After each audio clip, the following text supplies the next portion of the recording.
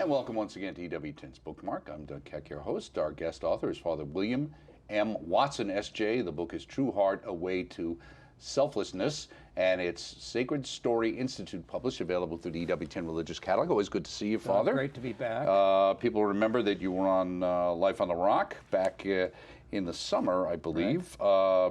And you've been on the network several times before. This is my fourth shot with you, and Three Lives with Father Mitch. My first time it was Life on the Rock. Right. All those Jesuits always getting together on Mitch's show. He makes sure he brings them in. So let's talk about the Sacred Story Institute, because they're the publishers of this, and it's really key to what this book is about, isn't it?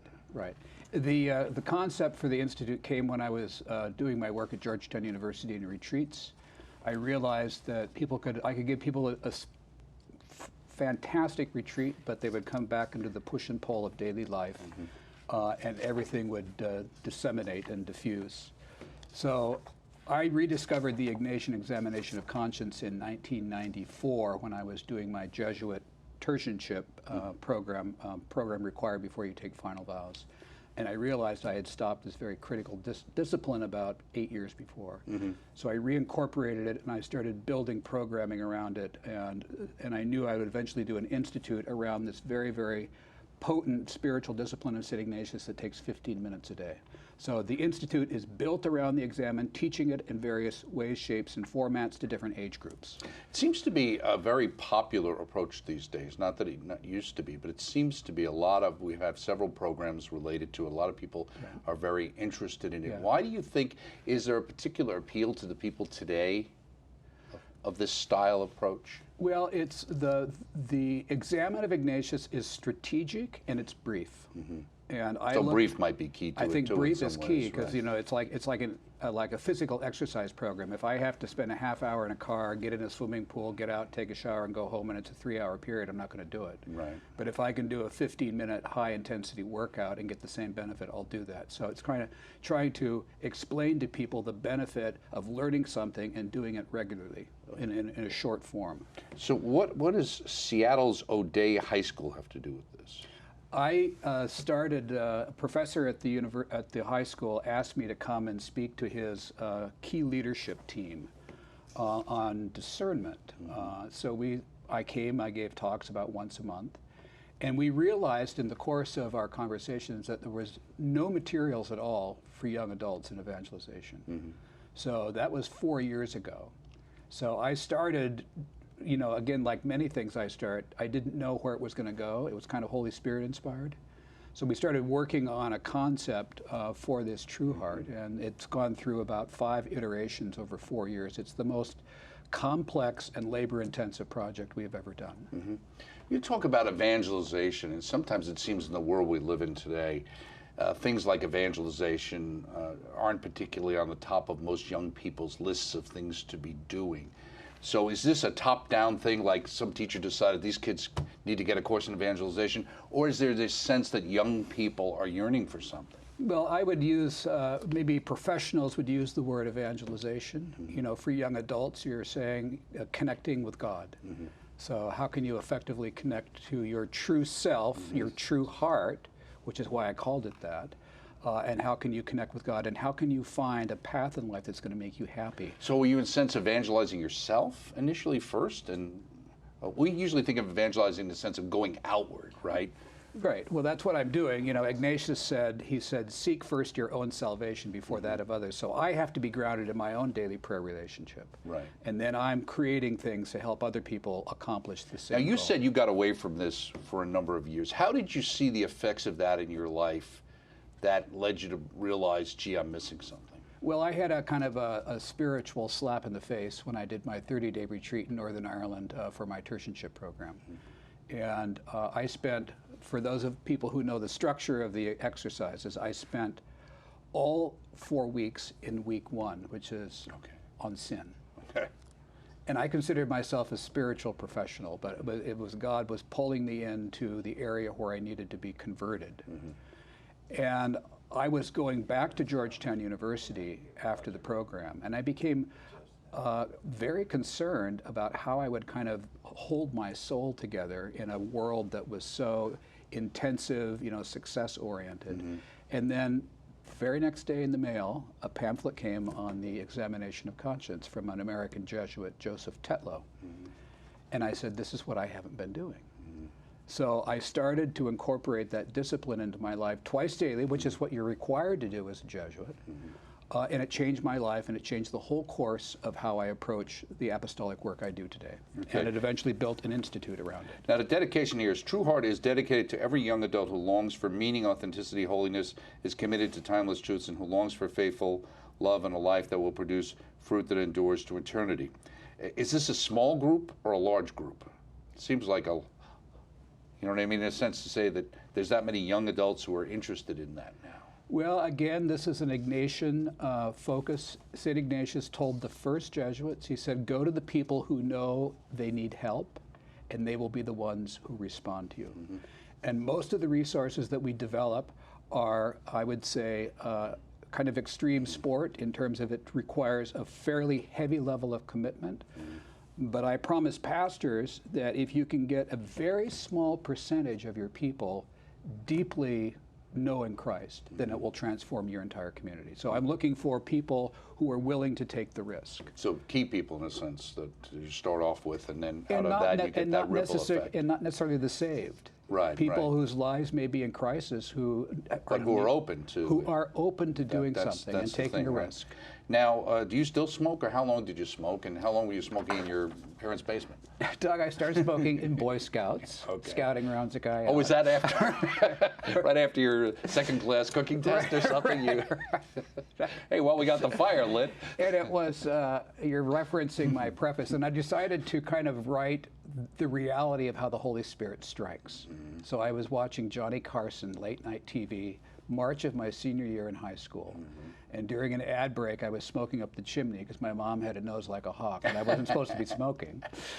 And an ad came on for the Peace Corps that riveted me, and I never got to sleep that night. And it evolved into me going to the Jesuit superior of the high school and saying I want to become a missionary.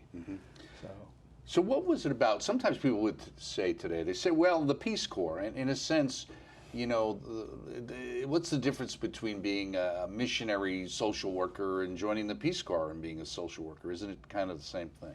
Well, you saw a difference ultimately. When I was inspired to join the Peace Corps through that commercial, I knew nothing about the Peace Corps. It was images of kids in Africa in need that pulled on my heart. And that's why it evolved from, I don't want to do this for a year or two, I want to do this for my whole life. And I thought, well, what is that? I said, well, that's a missionary. I'll be a missionary. So I went to a Jesuit and I said I wanted to join the Marinols, which is one of the only group I knew who were missionaries. Right, everybody had one of those pamphlets in their bathroom. My mom got them. Right. And he said, well, you know, the Jesuits have a bigger mission program than the Marinols. So typical Jesuit. So I joined the Jesuits. That's how I got in, 1973. That's right. Leave the rest, join the best. Right. So when you first started, you actually left after being there for a period of time and had to think about going back. I left the novitiate for a 2-week period. My novice master was very wise. I learned at that time never make a decision in a time of spiritual desolation. He could see that I was bent on leaving, and he just kind of put the brakes on. He says, well, why don't you go home for 2 weeks and come back, and then we'll think about it. Right. You had said, I face difficult crosses. How could I reconcile the intense desire for Christ and give myself to religious voice in light of my sinfulness and weakness? God found a way to break the logjam. How did he do that? Well, I had to kind of come back. I took 2 weeks off. I thought about all the things that I wanted to do and could do, and nothing matched the spiritual experiences that I had, so I knew I had to go back. So I had to go back and said, and everybody has to do this in their own faith journey. You have to confront the issues that are holding you back from a deeper commitment to Christ. And they're the things that you don't really want to look at. Isn't that why most people are afraid of committing to doing these things? Because they're afraid they're going to have to change? I know in the marriage encounter thing, the biggest thing usually with men especially was the idea that I may have to change something about what I'm doing. Right, and there's two different aspects to that. There's the metanoia of the gospel that calls you to change, and then there's the work of the enemy of human nature, as Ignatius calls Satan, who inspires fear in you, not even to examine anything, so you don't do anything at all. So in our adult program, I use the phrase constantly, be not afraid, be not afraid, be not afraid, because I discovered in my doctoral work when I was testing the examen that everybody who left the project after the 10-week time frame I had done a survey on their life experiences. Every single one of them to a person, and these were both Protestant and Catholic, who exited the program early, had some traumatic early life experience. And it was my intuition that in the silence and the discipline of getting into the interior soul, they were touching that third rail, and it frightened them. And consciously or unconsciously, they said, I don't have time, this is too complicated. And so coming up with reasons why this really wasn't such a And good the idea enemy for wants to keep us away from finding peace in Christ. So he knows we're distracted, and he will just use fear to keep us from moving exactly. forward. Now, here's a quote. I believe it is important for the society of Jesus we rededicate ourselves to the devotion to the heart of Christ. If we do this, I think we will be very successful in all our efforts. And of course, the whole idea of the Sacred Heart is so key to all of this. And a lot of people, I know Father Joseph here does the enthronement for people's homes, and we've had that done and think it's a wonderful practice, so people should think about something like that too. Right? And it's a devotion that I've had since I was a novice, and it was just falling out of favor at that time as we moved more into kind of direct action for justice. But Father Arupe, these books, True Heart books, are in the postulation for his beatification process. Because I use a talk that he gave to the Eucharistic Youth Congress in the last capstone experience, which is an 8-hour, all-night vigil in the presence of the Blessed Sacrament. If you want to talk about extreme spirituality, that uses this story of Arupe speaking about the power of Christ in the Blessed Sacrament, and that it concludes with the consecration of one's life to the heart of Mary and the heart of Jesus. You mentioned a point here in the beginning. Sacred Heart of Jesus, help me to learn to perfect selflessness, since this is the only path to you. Then you're going to say, keeping us wired 24/7. Our cell phones have made us more anxious and depressed. And we're seeing that, and people know that's what it is, but there's like a level of addiction there now. Or, that people are so consumed, as much as they kind of acknowledge it, they can't get away from it. Yeah, it's like when we were younger, we discovered that laying out in the sun and getting a tan was, laying down, cancer cells, or smoking, and how long were we able to deflect the reality of smoking. Technology is the same, and this is why in this book and my other books, I admit we're not going to get people off the devices, but I give islands in the day, beginning, middle, and at the end, where they unhook from technology so they can open up to the spiritual world. Right. In the introduction, you said a true heart journey to selflessness. St. Ignatius of Loyola awoke to his true heart at the age of 30. He was given the grace to see how two different set of fantasies. What are these two different sets of fantasies? Well, there's only two directions in life. It's either towards God or away from God. And he woke up he was fantasizing after he was wounded at Pamplona. He was thinking about marrying the daughter of the King and Queen of Spain, and he would fantasize for hours on end how that would play out. And then he had a book of the Golden Legend and the Imitation of Christ that his sister-in-law Magdalena had given to him. So he was kind of a habitual Catholic in the sense that he was born Catholic. He wasn't really a devout person. So we started reading the stories that, what Benedict did, and Dominic, today's the feast of St. Benedict when we're taping this show. And he thought, well, if they can do that, I could do that. So he started having fantasies of going to Jerusalem on pilgrimage. And he would fantasize about that for hours, how he would distinguish himself. And so these two sets of fantasies went back and forth and back and forth. And one day he was given a graced illumination, and he realized that he was actively engaged and happy during the active fantasy. But one day he noticed when he set what he called the vain fantasies, when he put them aside, he felt dry and dissatisfied. And then when he put the other set of fantasies aside, he still felt peaceful and content.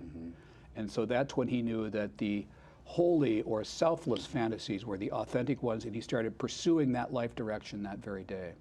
And that is the ground that illumination of Ignatius in his initial conversion grounds the entire structure of spiritual discernment for the Society of Jesus, because it's an awareness of what might be exciting but is leaving me empty and dissatisfied, and what is holy or selfless that is going to ultimately bring me to a point of happiness. You say, to understand your true heart and the great mission you have been chosen for in this life, each day of the 10 weeks will have set spiritual exercises, nearly half the allotted time for spiritual exercise, simply unhooking from technology so you can hear your heart, like you were saying. And then you go on to say, you do your daily training to invite Christ, the divine physician, into your heart. Then you talk about pray for everyone seeking to live life as a true heart. How do you live life as a true heart? Well, I use the phrase true heart because the culture has appropriated the language of being authentic to yourself, and it can mean almost anything moral or immoral, right, as long as you're true to yourself.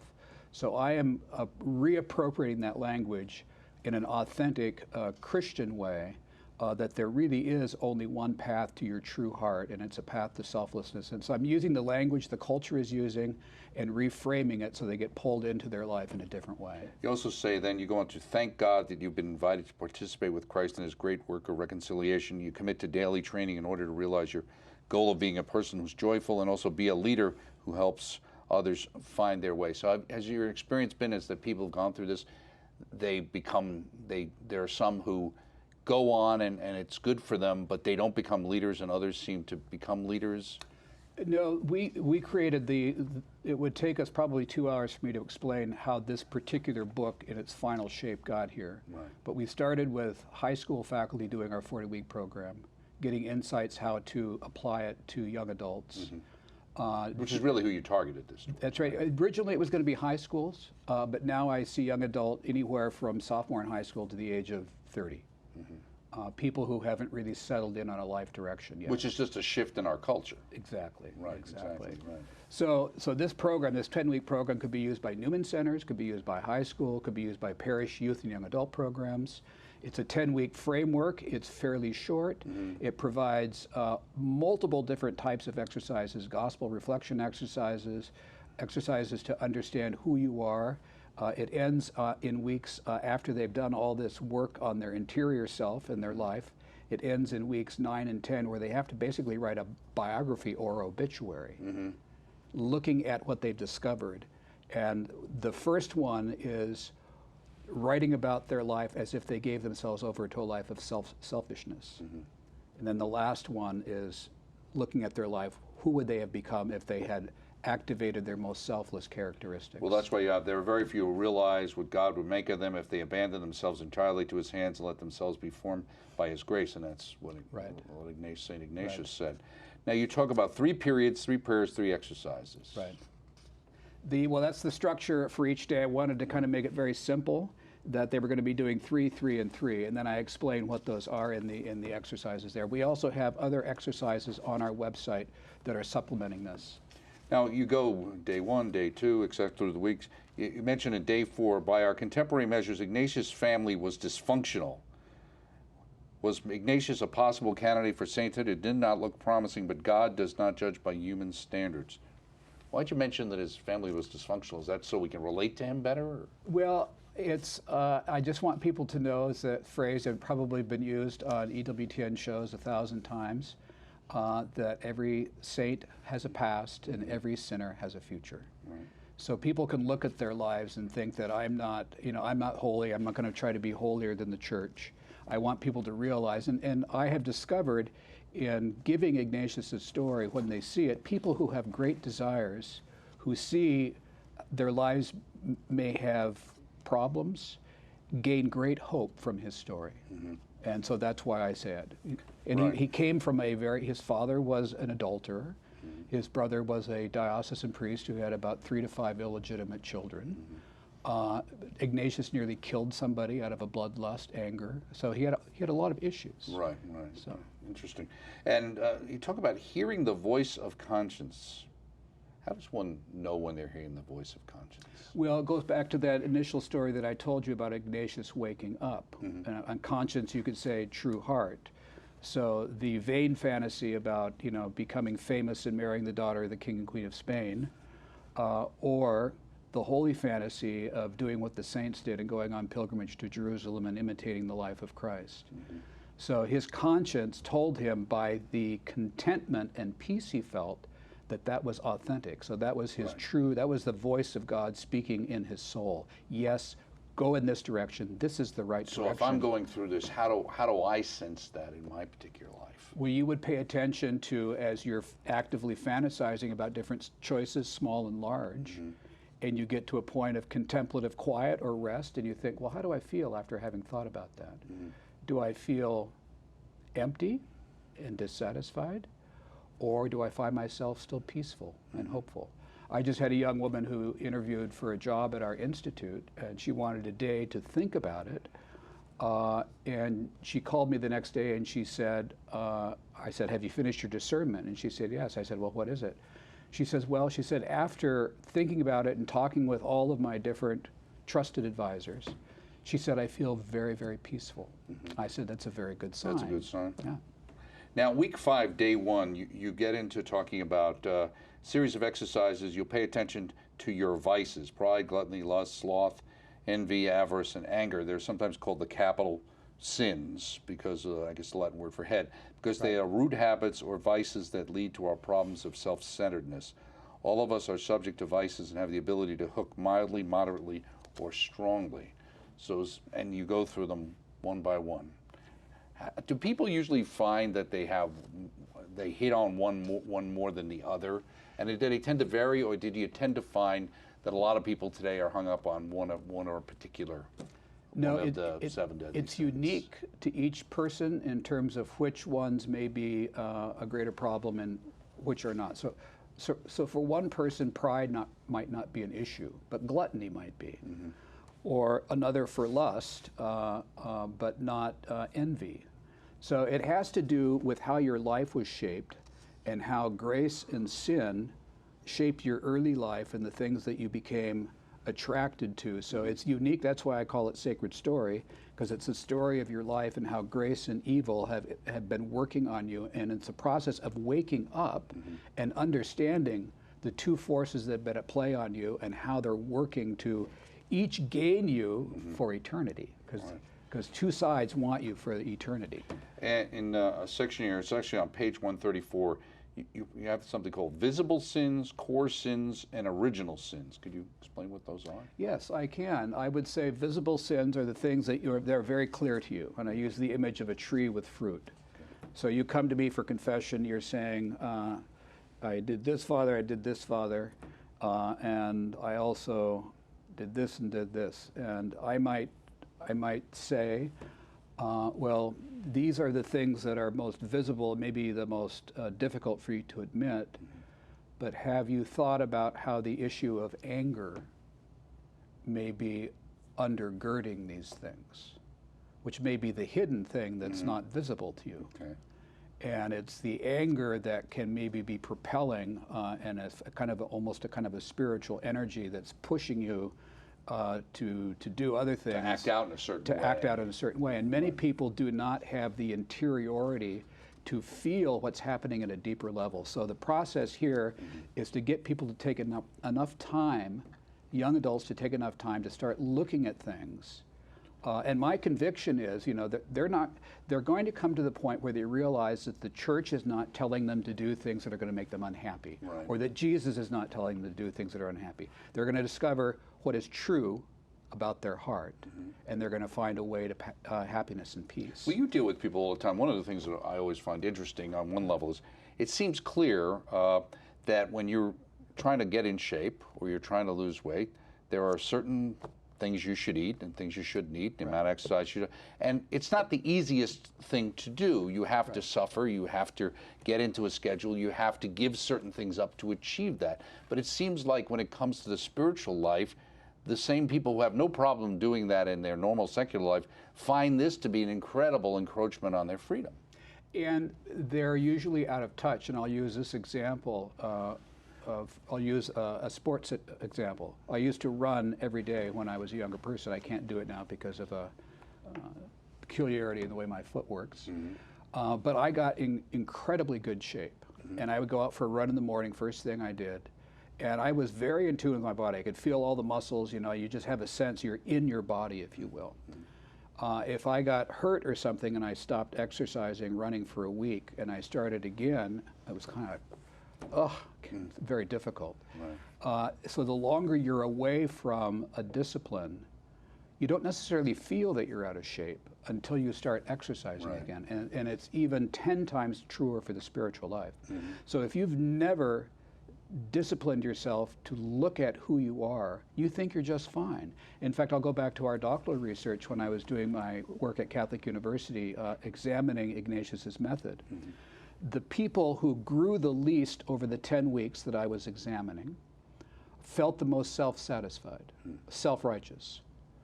The people who grew the most, and by growing the least and growing the most, I mean people who got in touch with what was really going on in their life. And I was using a metric that they didn't know, Right, okay. but it was in my research. So the people who really got in touch with who they were had a much more humble perspective of themselves. So you can be totally disconnected and very arrogant. Right. And very self-righteous, and Jesus encountered those religious professionals all through the gospel A stories. lot of high self-esteem out there. High self-esteem, right. Okay, well, very good. We're just out of time. Thank you so much, Father Watson. Always a pleasure. Thank you. Have you here. Good luck with the Sacred Story Institute. Father William M. Watson, S.J., True Heart, A Way to Selflessness.